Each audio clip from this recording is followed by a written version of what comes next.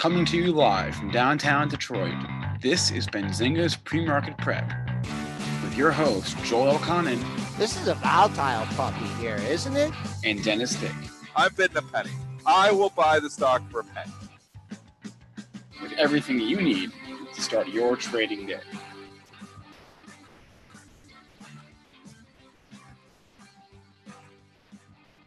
Good morning, everybody. Welcome to this Thursday edition of Benzinga's Pre-Market Prep. Spencer Israel, joined as always by Joel Elconin and Dennis Dick. On the show today, we are joined by Iskander Malikov. He is the Vice President of TradingView. He'll join the show at 8:35. But before we get to him, we have news. We have earnings, of course, Twitter, Tesla, Fox.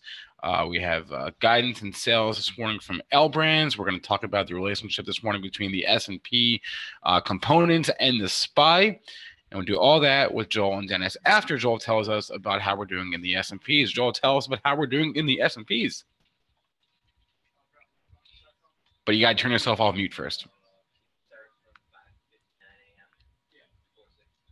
Joel, first of all, I'm here. Well, you know what? I got thrown off. We got the intelligent Sean Udall in the chat. She must be dancing around the house, happy about his Twitter. So we'll talk about that in a minute. It's big beat out of Twitter here. S&P futures are trading in the green. A little disconnect here with the spiders and the rest of the market. We'll talk about that when Dennis comes on. Had a breakdown last night to 45 and a quarter, rallied all the way back up. It just made a high at 79 and a quarter. Not much up here since yesterday's high was way up in the 27 handle. So market starting to digest the move on the downside and finding resistance on the upside. We have Bitcoin trading in the green by $365. I was looking at that 8,500 level. This is basis the SIBO futures. It cleared that. Let's see if we can clear 9,000. Crude continues to break down 48 cents at 61.31. Gold in the red as well by $1.50. Silver up a couple pennies at 16.26. Good morning to you, Dennis. A lot of different reports out there, but I don't think there's one that's I don't want to say it's surprising people after the Snap earnings, but Twitter back in the $30 handle. Unbelievable move here for Twitter, up 20% following the lead from Snap. So if you bought Twitter off of Snap, congratulations. You are being rewarded big time here this morning. Twitter is back with a vengeance. The stock was $14 when I bought it originally, and I ended up getting out of it way too early here. Stock now 32, kicking myself. Twitter is all the way back. I mean, this market, let's just talk about it too. It got hit hard yesterday.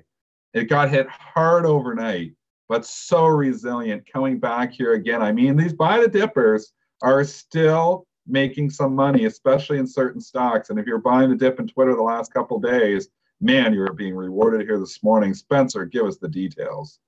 Twitter reporting Q4 adjusted EPS of 19 cents versus a 14-cent estimate. Sales of $732 million versus $686 million.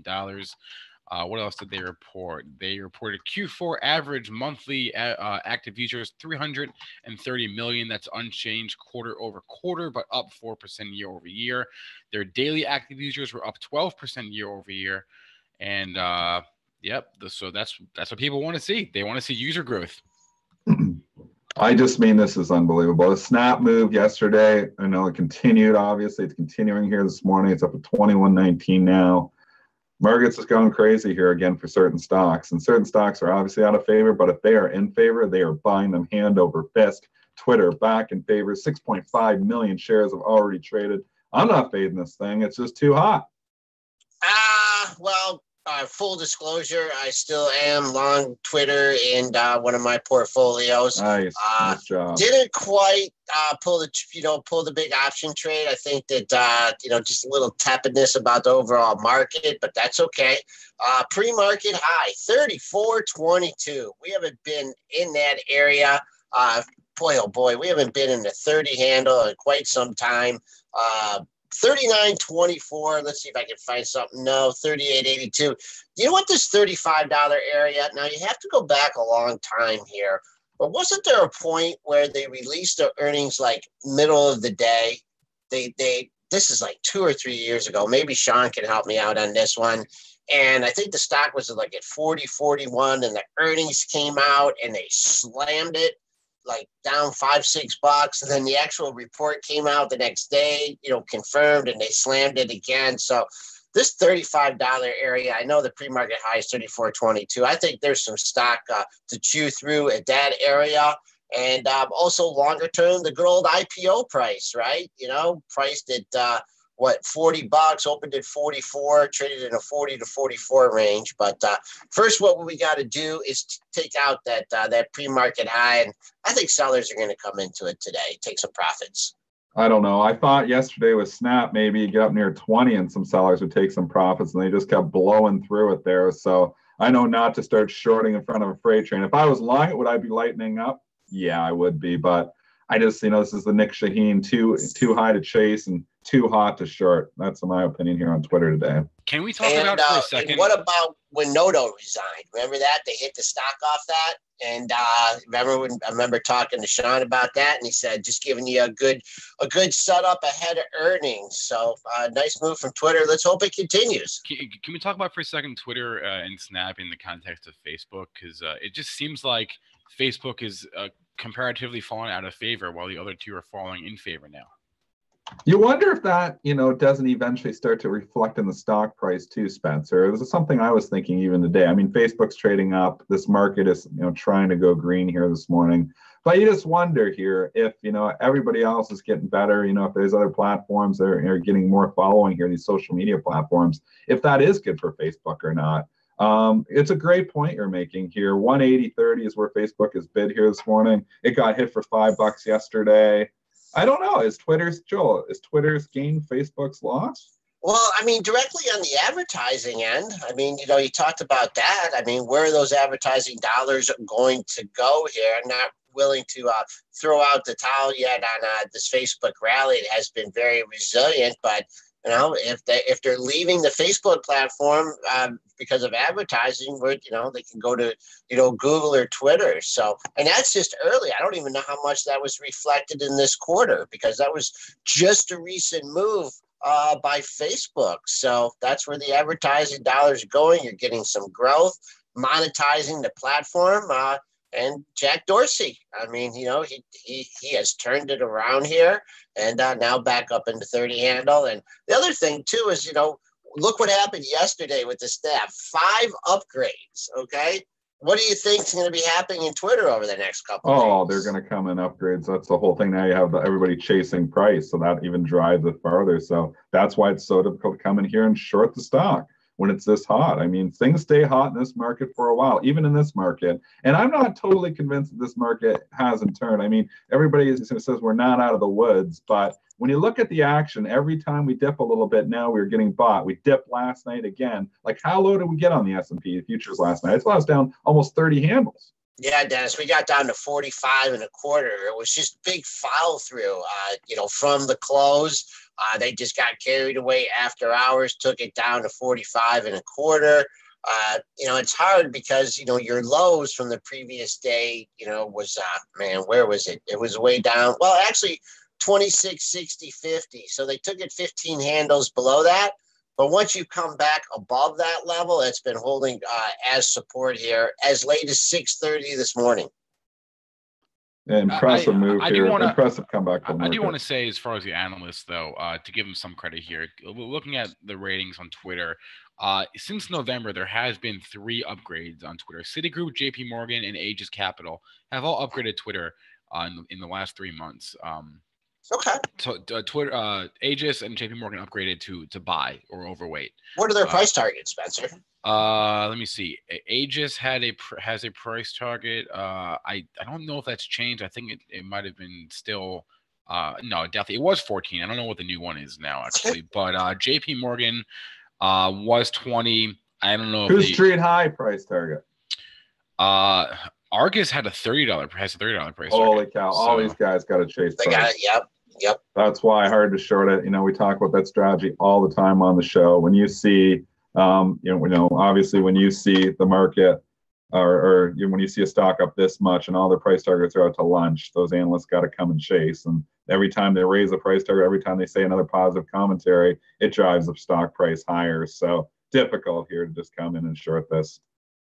Okay, Rocket all right. ship mode for Twitter. Yeah. Jump over here. We also had Tesla's report. Spencer, I didn't get a steak dinner back off that. Yeah, write that thing the whole time. Tesla's report last night, Spencer. Details on Tesla. Tesla, yeah, I didn't hear what you said at first. Tesla, I mean, we know at the end of the day it's all about deliveries, but I'll read you the numbers, I guess. I don't know how much they matter. Q4 adjusted EPS, they lost $3.04 versus a $3.12 loss estimate. So they lost 8 cents fewer than they said they would. Q4 sales are $3.29 versus $3.28 billion. It's all about deliveries, though. We had the delivery numbers a few weeks ago, but the biggest thing is that they reaffirmed Musk's Model 3 production rate, 2,500 cars per week by the end of Q1, 5,000 cars per week by the end of Q2. And that's all that matters.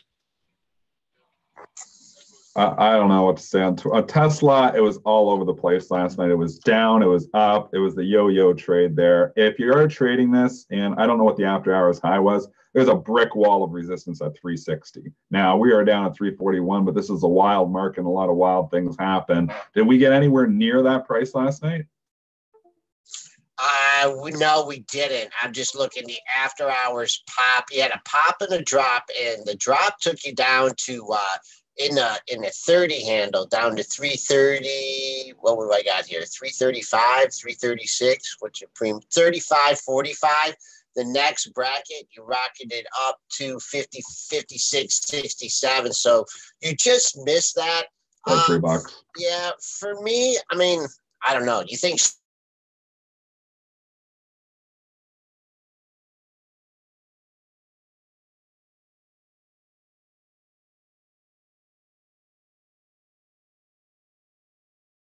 someone here at 344 with some stock to go over the last 4 15-minute brackets? That's been your resistance. To me, I'm keeping an eye on the close from yesterday. 345 even, right near the high of the day, which was 46. So you clear that, you got some room on the upside. Coming back on the downside, 35.66. That was your low from yesterday, so we'll keep an eye on that. But important for Tesla to get green, stay green in today's session. A lot of other reports. There's no huge ones here, but there's a lot of companies that are pretty widely followed. Not really any Dow components. We're going to get some other big ones tonight. Obviously, we're going to get NVIDIA. We're going to get Expedia. Where do you want to go, Spencer? I'll let you take the lead. We got Yum, CVS, Philip Morris. We got the Yelpster. Got quite a few here. Where do you want to go? Good question. I guess we'll go with Yelp, since I saw them getting crushed a little bit this morning. So bring it up. Yeah, Yelp Q4.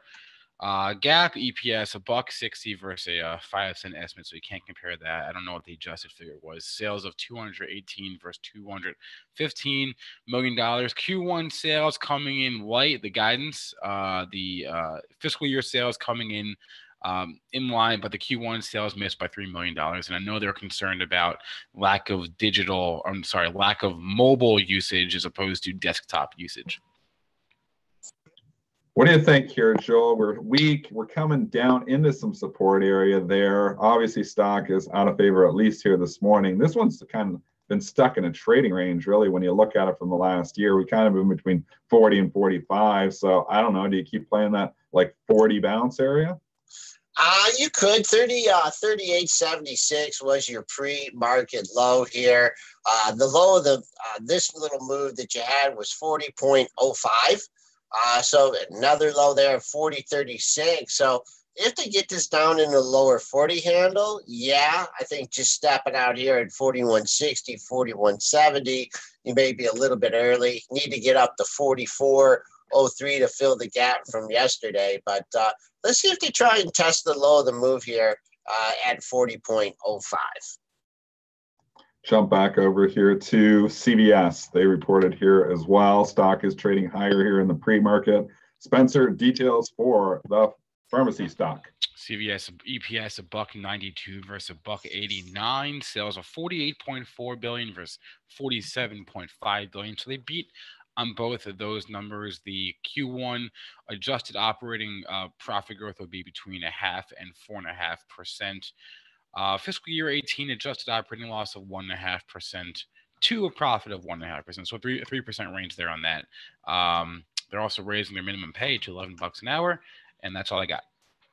I mean, this stock has just had a wild 2018. So we started the year down around $73. Then we had the ridiculous rally in January where everything rallied way too much. We got all the way up to $83. And we gave it all back at the end of January, early February, down to 71. Now we hang out here around 75. So I guess you're kind of at support. Remember, the wild card always is still going to be Amazon on this. There was rumors back there, just a few months ago that Amazon was coming to the space and they were crushing it. And then they forgot about all that in January when they just bought the hell out of everything. And obviously this was one stock that benefited from the overall run in the market. I think I would have been a seller up there if I was trading. I wish I would have been a seller.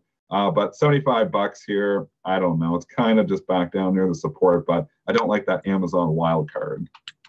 Well, also besides the Amazon wild card, you have the fact that the old JP Morgan, Amazon, and Berkshire Hathaway, teaming up for the healthcare system.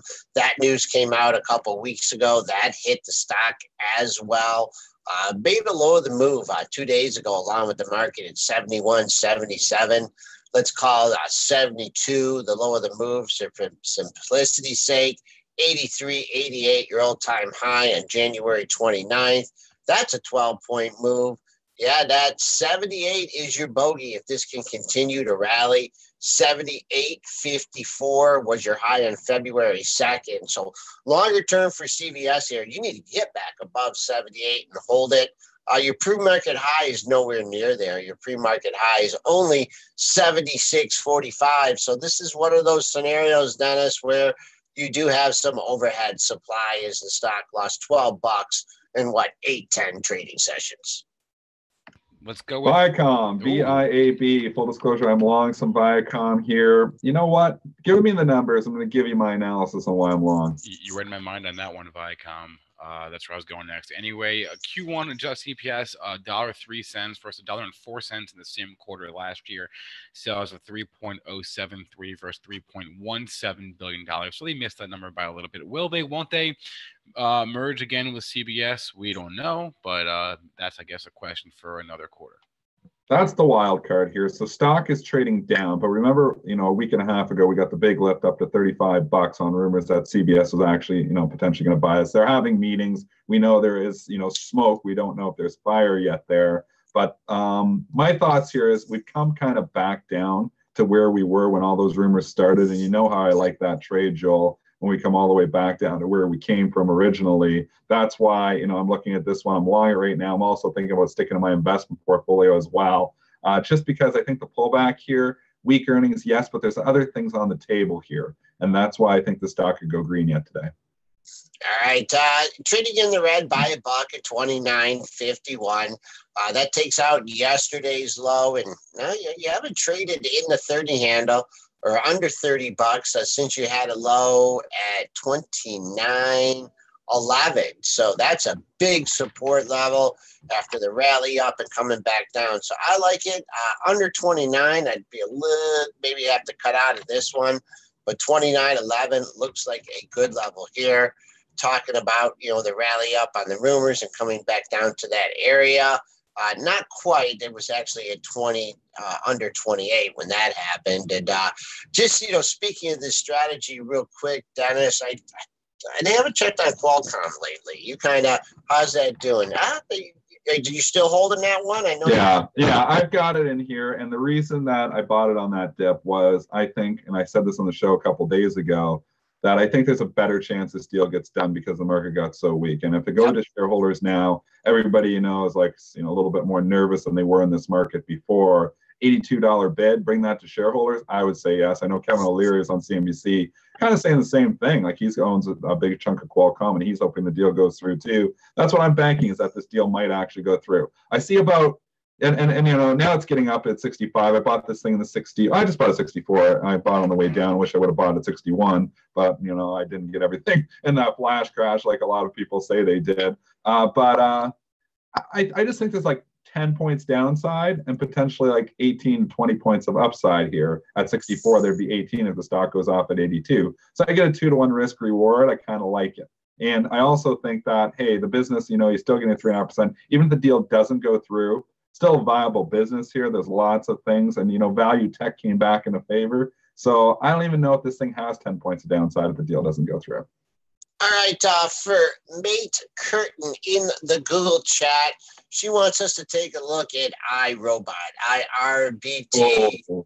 Oh, disaster stock of the day. That's your Roomba, isn't it, Spencer? Yeah, this is your Roomba. So I'll read you the numbers here. Q4, let me get the chart up to Q4 EPS 54 cents versus a 25-cent estimate. That's a good number. Sales of 326.9 versus 319 million. So they beat on the Q4 numbers. The guidance, though, disaster. Fiscal year adjusted EPS $2.10 to $2.35. That's the range. $2.70 was the estimate. Sales of 1.05 to 1.08 billion. The sales guidance was in line, but the EPS missed by a doozy, and that's it. Wowzers. So Irobot has this huge run in December and January from 65 all the way up to almost $95. Kind of puts a triple top in there. Obviously crashes down on the crash Monday. They're down to $77, bounces right back up to 90, disappoints the street, and we are right back down near support. So all I will say is there's major support down at 65. So now you look at it and you're like 70, you're going to sell 70 when you have that huge support at 65. I'd love, if I'm waiting for my level, it's $65, which is 5 points lower than here, but hard to get bearish. The stock when it just falls $20 here from 2 days ago and coming into that major support at 65. If I could point to one thing also, Gene Munster, who we spoke with on Friday, who's been bullish this thing for a while now. Joel asked him about that, and I'll read you the quote he said. He said, the big negative, this is again last Friday, the big negative on this is there's going to be lower cost for providers. The theory is they could start to chip away at iRobot's pricing. We haven't seen that yet. Well, apparently iRobot's seeing it because so that was his comment on Friday. So for whatever it's worth. It's a huge move. Now, the one thing I will say is this market is all about momentum still. And when you're in favor, you're in favor. When you're out, you're out.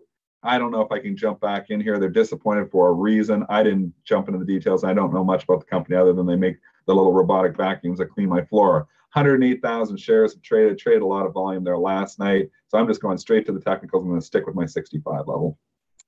Yeah, Dennis, and your bid, you better put it in there good till canceled because I don't think you're ever going to see that. You don't think you're getting down there? No. Why? Why? Because this is deja vu all over again. October 24th, let me go back on the daily charts. October 24th, let me see, is that the exact day? Yeah. Excuse me. Excuse me again. Drop $10. You okay over there? You okay over there? You're getting all choked up. Yeah, I'm long Irobot here. Hold on one second. You think we got to get a drink? You got Bailey's in that? No. Bloody Marys at this time of the morning. Bloody Mary, only Bloody Marys. That's what we need after all this wild market. SPY just went green. I know. I've been looking for you, man. I'm pulling for you. You called. I'll tell you right now. The pre-market show today. I've never heard Dennis so bullish. He was like demanding me to go out and lift offers in the S&P futures. One of his best calls ever. And your SPY's coming back for you, right, Dennis? Yeah, it needed to. I mean, there was a huge disconnect. You had so many stocks were trading the green this morning, and S&Ps were trading down when I came in 15 points. I'm like, nah, that doesn't make sense. So we are in full rally mode here right now, rallying hard in the overall market. But anyways, back to my tirade there before I almost choked to death. You dropped $10 the day after the earnings report. You went down one more day to 63.38, and then you turned around and rallied back up, to the recent levels. So maybe not today, but maybe tomorrow to see if it's going to do a replay of what it did after the last earnings report. So S&P is green here now. This has been a resilient market, down over 30 handles last night, back to the green. The whipsaw market continues here for everybody trying, scratching their heads, trying to figure out whether we're going up or down. But fade trade's been in. jump over back to earnings report land. And there was a few other ones that I want to jump into. Let's go to Yum, YUM. Yep, Yum reporting Q4 adjusted EPS of 96 cents, which is a 16-cent beat. 80 cents was the estimate. Sales of 1.577 versus 1.59 billion dollars. So a slight miss on that number. They're also buying $200 million of common stock from Grubhub as part of a partnership. Grubhub. What do you think of the chart on this one, Joel? Just it's got to clear 82. High yesterday, 81, 94. What's the pre-market high? Oh, you're going to be upset that you missed it. It traded an odd lot at 84. That was only 300. Yeah, that was only 300 shares. Yeah. Got to clear 82. I mean, that was yesterday's high. They haven't to take it through there. That's $1.50 away. Closed on the near its low. 80 even was the low. 80.13 was the close. Just if you do take that out, I mean, what are you going to get your bid out at 76.35? I don't think it's going to fall that far. I think another scenario of backing and filling here. People, I wanted to buy it at 77. I pulled my bid. It went to 76.35. So I'm not looking for this thing to get killed today, but really has to clear 82 to get out of the woods. And if you're looking for a big rebound on this one, you had a high of 80. Basically, you had a 7-point move down from that all-time high, 86.93. So 83.5 would get you half of that move back, but you got to get through 82 first. And it's funny, a few minutes when I had CNBC on yesterday, Leon Cooperman used my line, back it and fill in. He was talking about the market. Yeah, your line. Yeah, I'm a little upset with Leon. You must listen to pre-market prep. That's why everyone listens to pre-market prep. If they don't get it live, they listen to it on the replay. Oh, they do it. You got to listen to your pre-market prep. I want to jump in for a second here. Earlier, you asked me earlier who had the highest price target on Twitter. I mentioned the analyst. I neglected to mention one short seller by the name of Andrew Left. He has a $35 price target, and he just told Benzinga that he's not changing that. So Left.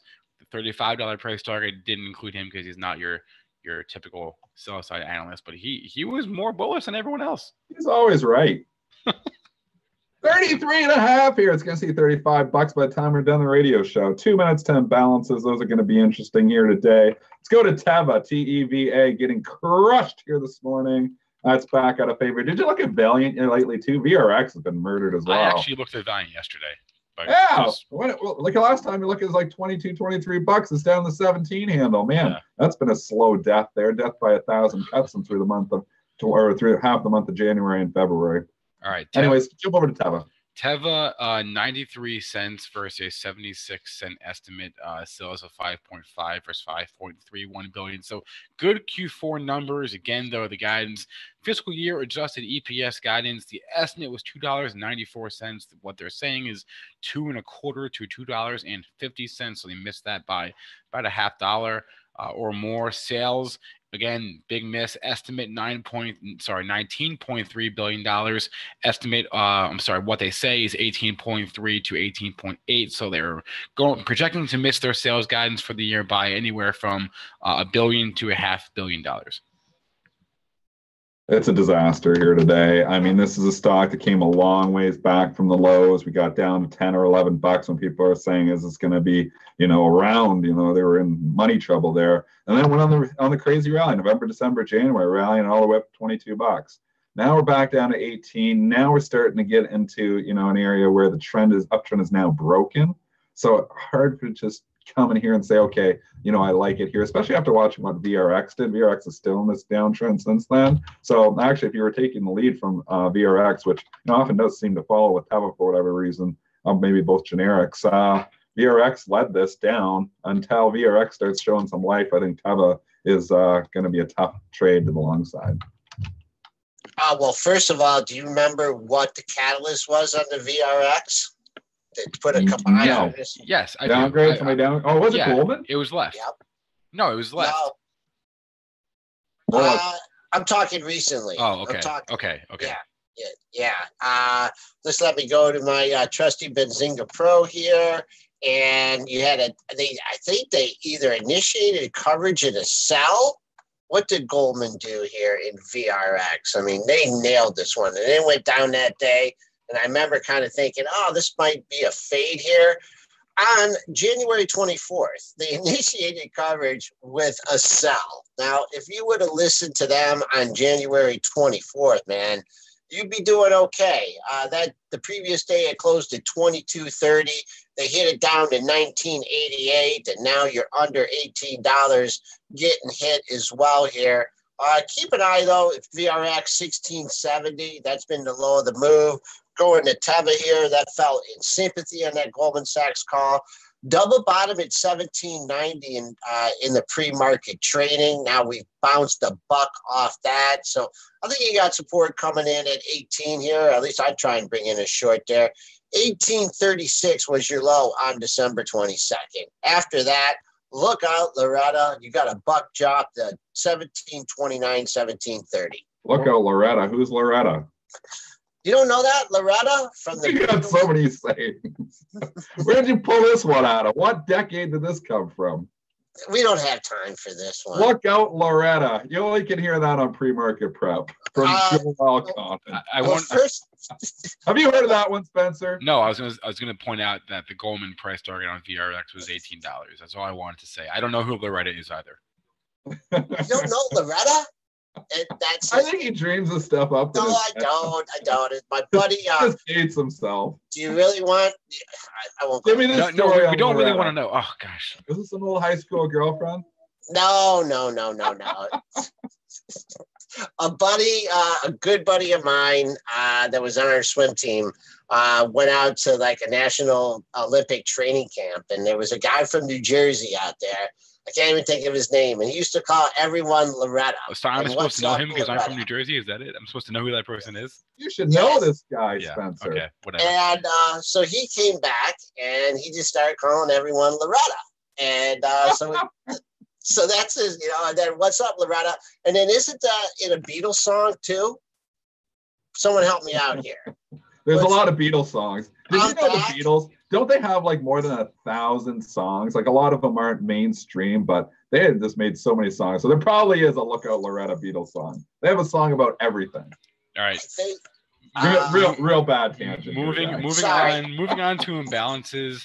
Twitter, 206,000 to buy. Not surprising. That's going to continue to grow. Stock is up $6.85 here now. Alibaba, 60,000 to buy. You know what? It's a lot of buy imbalances here, and they're coming in. They don't care. The S&P futures are down 35 handles overnight. They are buying them this morning. Not huge, but enough that it's noticeable. Procter & Gamble, 25,000 to buy. Like Pfizer, 25 or 31,000 to buy. Just looking forward, 71,000 to buy. JP Morgan, 33,000 to buy. Now, Square, 63,000 to buy. The one theme I do see this morning is tech appears to be strong. So if you're looking for themes here, early themes, I mean, look at Micron trading up 1.5%, Applied Materials trading up 1.5%, Microsoft trading up 1%. The Qs relative to the SPY, Qs are up 0.4, SPY is only up 0.09. So you're seeing it there as well. But tech does appear to be strong here this morning. One other theme is TLT is down a little bit. Sometimes it's good for financials, sometimes it's bad for some of the dividend plays. So watch for some rotation here today. I wouldn't be surprised some of your dividend plays show a little bit of weakness if this is going to be a full tech rally today. At least that's what's happening early. Tech is hot right now. So hot. Yeah, and do you want to go like a lunch? I don't think Twitter sees 35 by the open. Look at these bets he's throwing at me. 34. It might see 35 by the time we're done our show. No, I don't. Okay, I'll go steak dinner. Does it? Oh, look at this guy. The steak dinners are supposed to be long-term bets, and here you are trying to sucker me in again on a short-term bet. Joel, I just can't, believe you're going to try to do it to me again. The steak dinners are supposed to be long-term bets. Okay. Anyways, he's just stole a steak dinner. Okay, well, let's go to the open. 8:35. You guys can talk this out over the break, and I'm going to go grab our guest today. Iskander Malikov. He's the vice president of TradingView. They've got a pretty good charting software. So we'll be right back in a moment.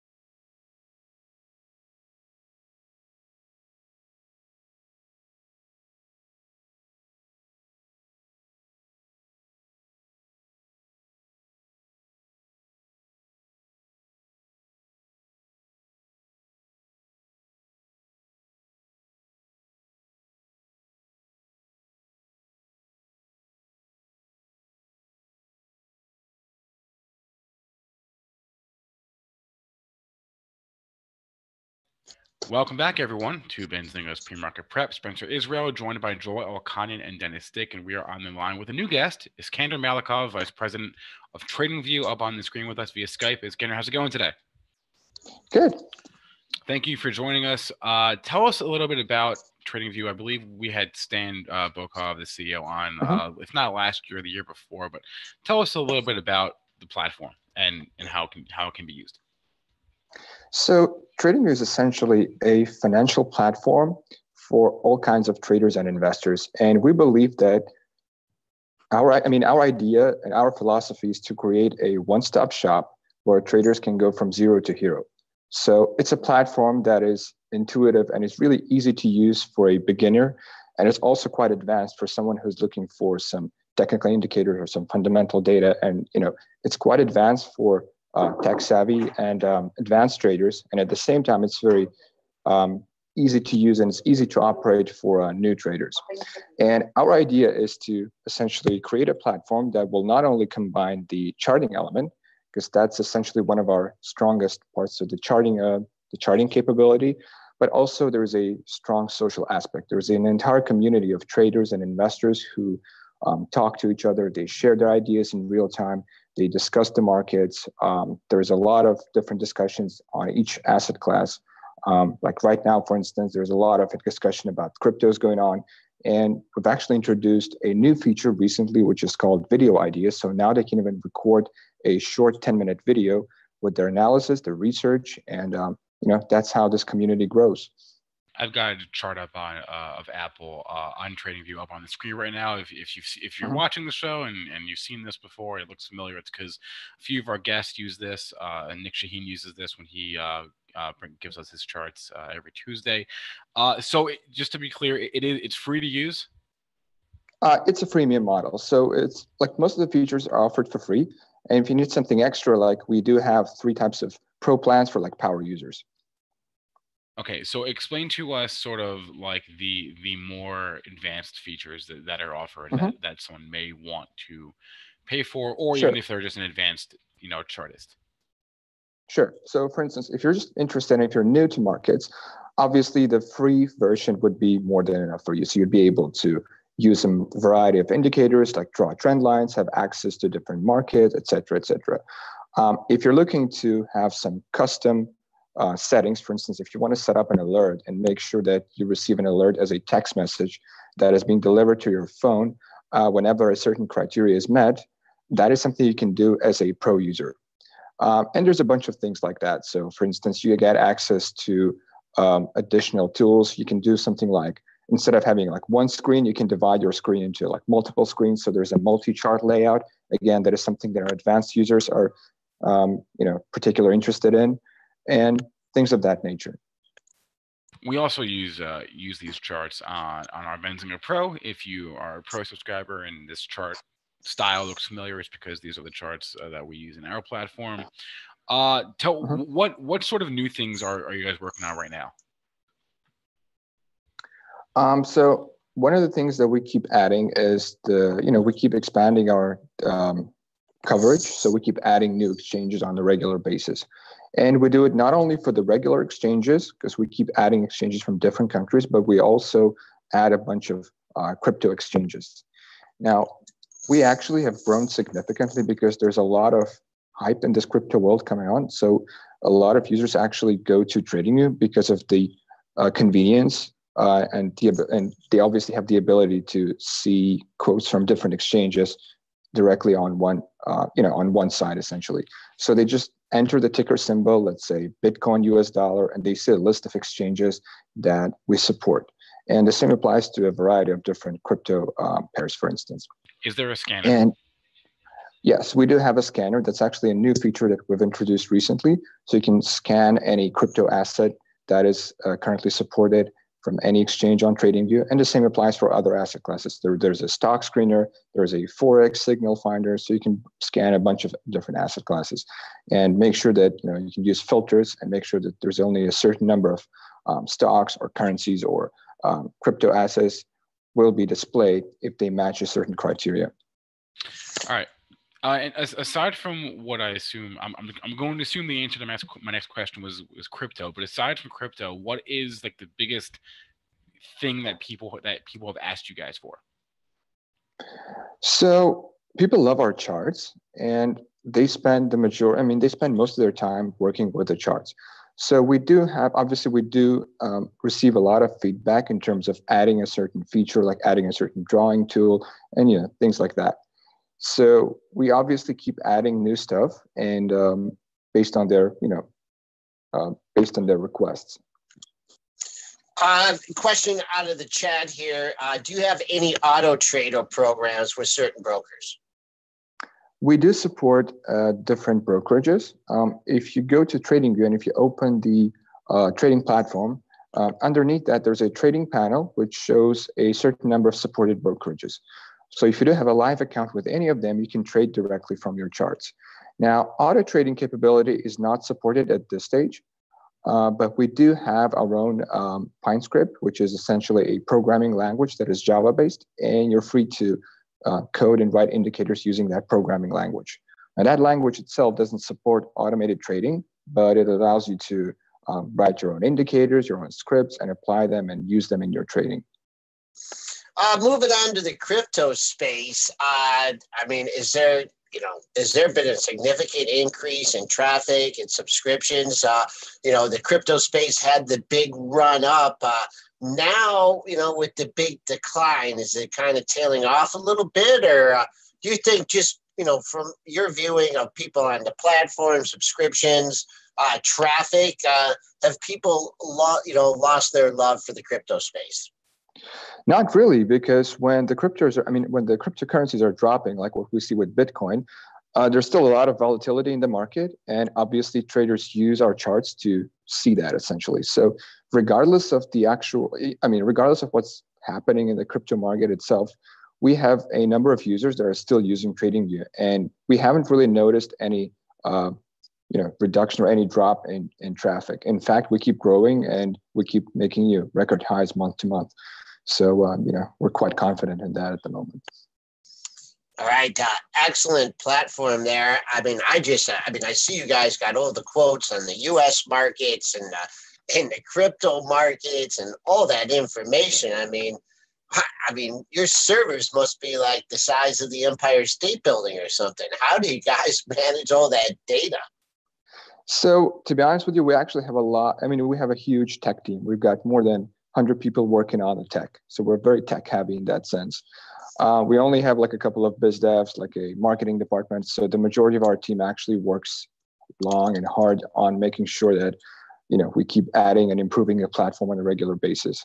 So I guess that's one of the keys to our success.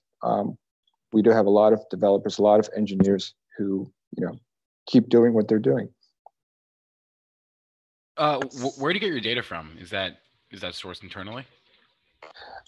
Different sources. So if we're talking about cryptos, we support lots of different exchanges. So we add each exchange manually, essentially. And if we're talking about like regular exchanges, like New York Stock Exchange or NASDAQ or any other exchange in any other country, we have an official agreement with each one of those exchanges. So we sign it, and we, depending on the type of agreement, we can display either real-time quotes or delayed quotes to our users. All right, we have been on the line with a new guest, someone from TradingView, Iskander Malikov. He is the vice president of TradingView. Iskander, thank you so much for the time this morning.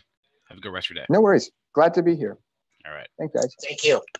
Cheers. Bye-bye. All right, guys. Tell us what we're doing in the S&Ps right now. S&Ps hit a nice level here. We rallied up all the way to 2684.50.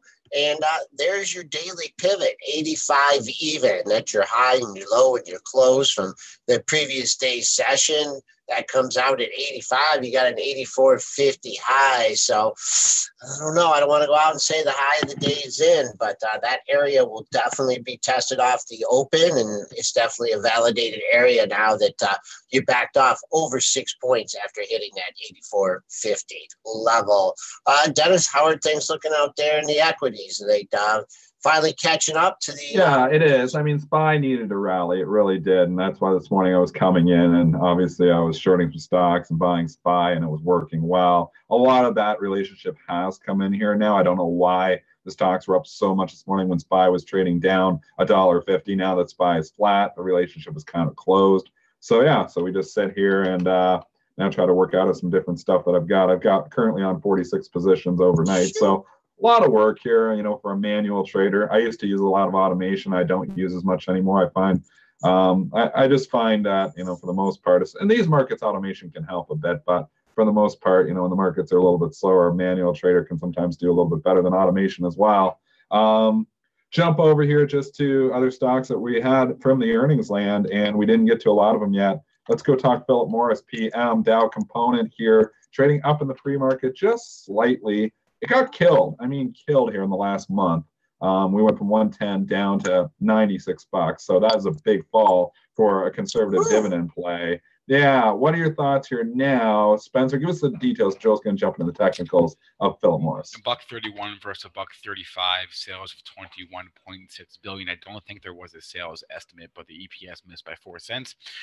Fiscal year guidance EPS coming in line mostly, $5.20 to $5.35. $5.31 was the estimate. So in line EPS guidance and a beat on the, a miss on the Q4 EPS. Really don't know what to say on this one. It's, you know, if you look here, you could go to the 2-day go low, 96.66, nice support down there. Stock was trading higher in the pre-market. I did see some ticks up in the 100s, 102 area there. It is leaking here now. So that's, you know, the downside here is it's starting to leak. And if the thing goes red, then that's obviously concerning. 102, that is your pre-market high. Not a lot of stock traded up there. And now falling back here into yesterday's range. So on the dailies, let's keep an eye here on your high from the 6th and the 7th. The first high on the 6th was 10064. And we haven't even cleared that yet. So not a great sign yet. And then above that, you have another high at 101.64, 101.61. That was a high from yesterday. That's right, just below your pre-market high.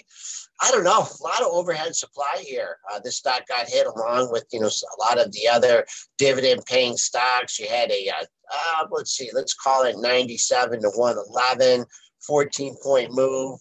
I mean, 97, 104. I mean, if it really got going to the upside, that would be your 50% retracement. But right now, not showing the inclination. I feel like it's going to leak.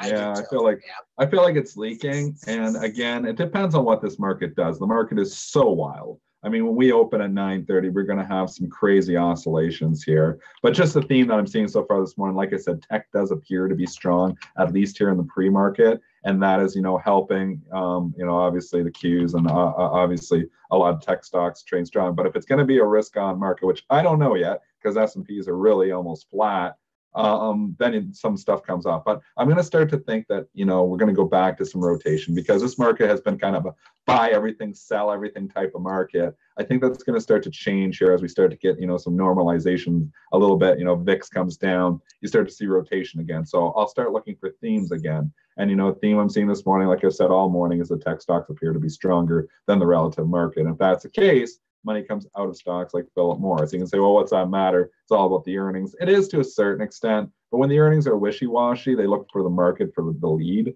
And let's see what the dividend stocks are doing, because I think that will dictate maybe the Philip Morris path today. All right, let's keep going with the earnings parade. Well, there's one that didn't have earnings, but they came out with sales and guidance, and that's L Brands this morning. So they came out with, I'll do the comp sales first. Comps up 7%. That's, of course, a year-over-year number. Sales, this is for January, sales of $1.04 billion.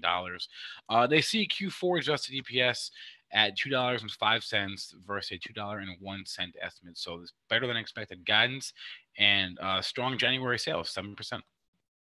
You want to talk about stocks that have come off the highs. Look at the retailers. This has been an incredible fall from grace. I mean, L Brand's the classic example. Obviously, they had a disappointment back when they had some sales in January and we saw the big fall. But stock was $63 when everybody had to buy every retail stock at the end of December. And it came all the way down 2 days ago to $44. Now it's up here at 51, so still chopping around a lot. Maybe do a 50%. I don't know. But just to continue my point, we'll come back to L Brands. Check out stocks like, Kohl's, jump into that. Kohl's off. Well, it's bounced back a little bit there. Maybe it's not the best example. Macy's came off pretty hard from the highs there as well. Nordstrom, although again, the last couple of days, a lot of these stocks have bounced back, but the retailers have lost their luster to a certain extent.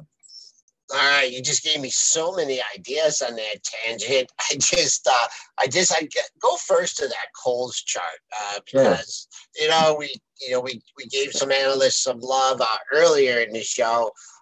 This one, starting on, when did those upgrades start? I guess it's not too bad. You had back-to-back upgrades, or 2 upgrades on January 12th. That was from JP Morgan and RBC Capital, neutral to overweight and underperformed to sector perform.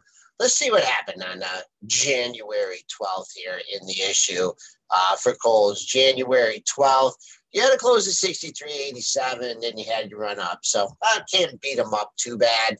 Let's talk about L Brands here, LB. Nice double top, basis the 15-minute chart here in your pre-market trading. Pull back, trying to stay in the 51 handle. I wouldn't like to see it go below 51. Above 53, I don't think you can get super excited about this because you have a double top at 53.39. Actually, that's a triple top at 53.32 to 53.39. That's your super area to get through. And then you got some gap to fill all the way up to 57.83. But big resistance. But right now it's still $1, almost $2 from that double top. Couple more stocks here just to talk about before end of the show here. Let's go to Fox last night. Fox A reported earnings. It is trading up here this morning. FOXA trading up just about 66 cents. Kind of chopped around on its initial report as well. Thoughts on the Fox report, Mr. Spencer?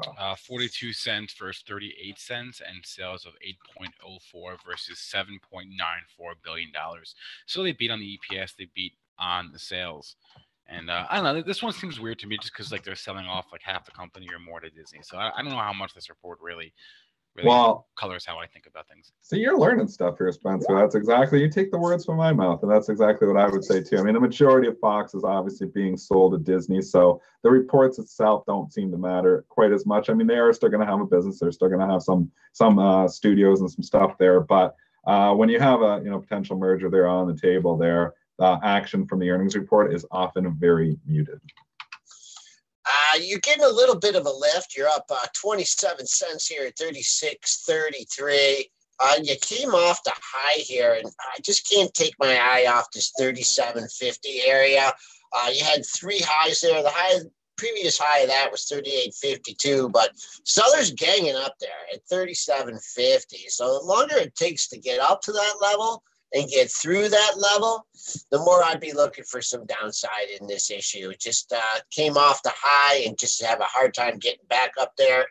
If we take out 35 at 99, that was a low from yesterday.